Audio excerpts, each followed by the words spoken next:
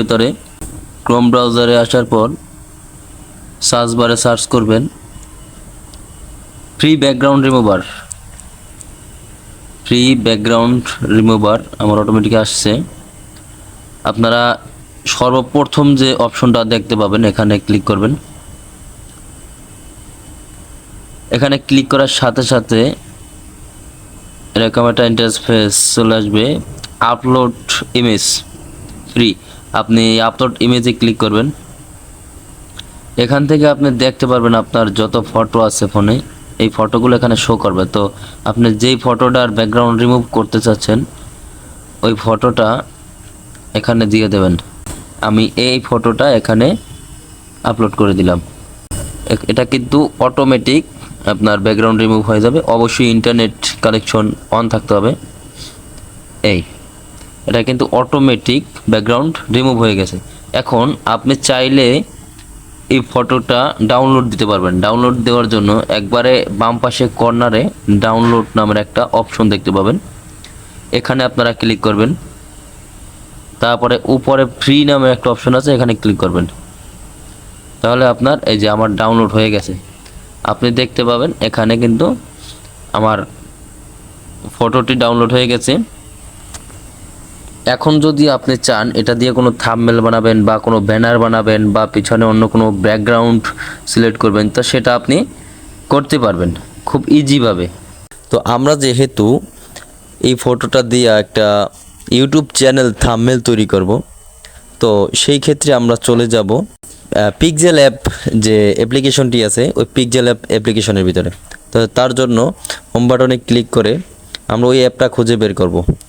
ওই অ্যাপটা খুঁজে বের করার পর অ্যাপ্লিকেশনের ভিতরে চলে যাব। এখানে এরকম একটা ইন্টারফেস শো করবে। উপরে এই 3 ডট মেনুতে একটা ক্লিক করবেন। 3 ডট মেনুতে একটা ক্লিক করে দিলাম। তারপরে এখানে দেখতে পারবেন ইমেজ সাইজ। এই ইমেজ সাইজে একটা ক্লিক করবেন।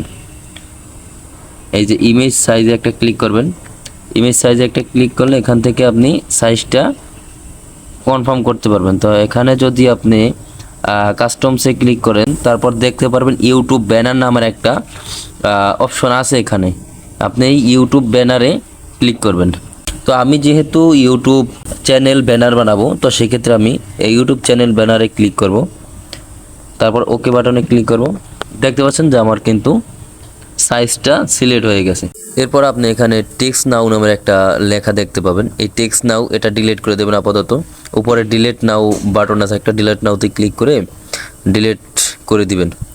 তো এটা ডিলিট করে দেওয়ার পরে এরপরে উপরে একটা প্লাস আইকন দেখতে পাবেন। এই প্লাস আইকনে আপনি ক্লিক করবেন।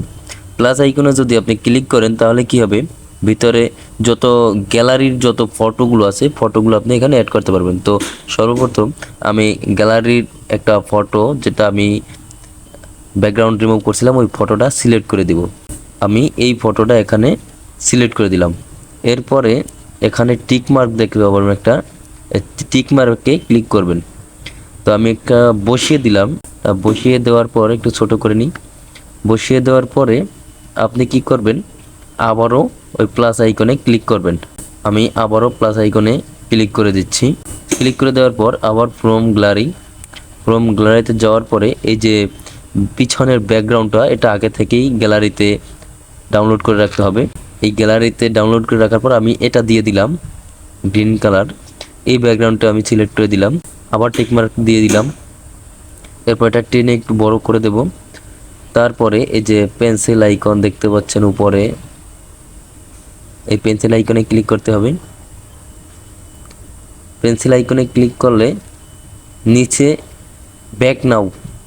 ব্যাকে ক্লিক করতে হবে। তো আমি ব্যাকে ক্লিক করে দিলাম। এখন এটা বসে গেল। তো বসে যাওয়ার পরে আমি কি করব, এটাকে সেভ করতে হবে।